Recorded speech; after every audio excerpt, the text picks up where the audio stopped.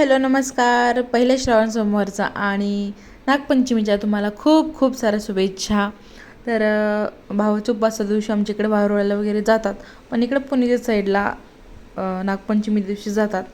तर मी अगोदरच पूजा केली होती भावाच्या उपवासा दिवशी, म्हणजेच काय तर आणि मी नागपंचमी दिवशी वारुळाला जाणार होते. तर जी ही रांगोळी काढलेली आहे ना, तर ती मी रेडीमेड बनवलेली आहे घरच्या घरीच. आणि मस्त अशी पूजा झाली. आणि श्रावण सोमवार आहे म्हटल्याच्यानंतर सोमवार पण असणार आहे, तर पूर्ण महाअभिषेक मी करणार होते आज. तर चला तुम्हाला मी व्हिडिओमध्ये दाखवते की मी कशा पद्धतीने महाअभिषेक केला आहे, जेणेकरून तुम्हाला पण करायचं असेल तर तुम्हीसुद्धा करू शकाल. आता सगळ्यात अगोदर जी काल पूजा केली होती, सो ते मी फुलं बेलपत्र वगैरे साईडला काढून ठेवलं. आणि आता मी 16 सोमवाराचं व्रत करत आहे, सुरुवात करणार आहे, त्याच्यामुळे संकल्प घेत आहे. तर या ठिकाणी तुम्हाला संकल्प करायचा नाही, तुम्ही जर नॉर्मल पूजा करत असाल तर. आणि जर व्रत कसं करत असाल तर संकल्प घ्यायचा आहे. संकल्प कसा घ्यायचा काय घ्यायचं जाणून घ्यायचं असेल तर मी नेक्स्ट व्हिडिओमध्ये नक्की सांगेन, कमेंट करून सांगा. तर त्याच्यानंतर ना अगोदर पाण्याने अभिषेक केला, त्याच्यानंतर पंचामृताने अभिषेक केला. पंचामृताचा व्हिडिओ मी बनवलेला आहे, लवकरात लवकर तुम्हाला 2 ते 3 दिवसामध्ये बघायला भेटेल कशा पद्धतीने पंचामृत बनवायचं आहे घरच्या घरी. त्याच्यानंतर ना मी एक चंदन, लाल चंदन, हळद, कुंकू असं मिक्स केलं होतं, तर त्यांनी अभिषेक केला.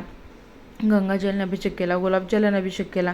त्याचबरोबर डाळिंब होते, तर डाळिंबाचा ज्यूस पॉसिबल असेल तर त्याने पण अभिषेक करावा. तर मी फक्त डाळिंब असे हातानेच क्रश करून त्याचा अभिषेक केला. त्याच्यानंतर नंतर स्वच्छ पाण्याने अभिषेक केला. तांदूळची शिवमुठ होते, तर 108 तांदूळ अगोदर मी वाहिले.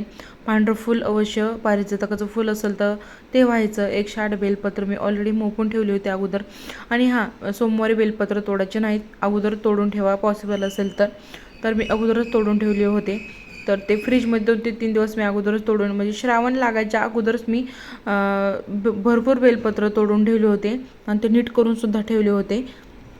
ते मस्तपैकी केले. तुपाचा दिवा अगोदर प्रज्वलित केला होता, धूप वगैरे लावायचा आहे. त्याच्यानंतर नैवेद्य वगैरे, आता पंचमी आहे त्याच्यामुळं मी फक्त दुधाचा आणि लाह्याचा ठेवला होता, किंवा गुळ खोबरं अशा पद्धतीने नैवेद्य तुम्ही ठेवू शकता. त्याच्यानंतर आज नागपंचमी होती, त्याच्यामुळे सगळ्याजणी मी वारुळाला सुद्धा जाणार होतो. त्याच्यानंतर घरातली बरीचशी कामं आटोपली, पूजा वगैरे पण घरातली केली. त्याच्यानंतर आम्ही गेलो वारुळाला तयार वगैरे होऊन सगळ्याजणी. तर आम्ही जायच्या अगोदरसुद्धा ऑलरेडी तिथं 3-4 जणी पूजा करत होत्या. आम्ही गेल्याच्यानंतर त्यांची झाल्याच्यानंतर मग आम्ही पण पूजा करायला लागलो. मस्त असं निसर्गरम्य वातावरण, चिकूची बाग आहे तिथंच मंदिर पण आहे आणि वारुळ पण आहे. तर गेले 2 ते 3 वर्षापासून आम्ही याच ठिकाणी जातो वारुळाची पूजा करण्यासाठी. मस्त निसर्गरम्य वातावरणामध्ये मस्त अशी पूजा केली. आता गावाकडे पण आता हल्ली मंगळागौर जास्त कोणी खेळत नाही, पण आपल्याला जर खेळायचे असेल किंवा करायचे असेल, आय थिंक आज 3 वर्षाच्या अगोदर मी एकटीच घरी मंगळागौर खेळले होते, त्याचेसुद्धा व्हिडिओ आहेत. यावर्षी मी विचार असा लेडीजचा चालू होता की यावर्षी चला ठीक आहे मंगळागौर करूयात. श्रावण म्हटलं की मंगळागौर वगैरे हे आलीच. नंतर पूजा वगैरे झाल्याच्यानंतर सगळ्यांनी हळदी कुंकू लावलं. आणि आता काहींना जायचं होतं, त्याच्यामुळे काही लेडीज गेल्या. त्याच्यानंतर आता साडी वगैरे घातली, त्याच्यानंतर लेडीजचे फोटो वगैरे येतात. तर सगळ्याजणी दोघी फुगड्या खेळलो. त्याच्यानंतर चौघींचीसुद्धा फुगडी खेळलं, जास्त नाही थोडंच खेळलो.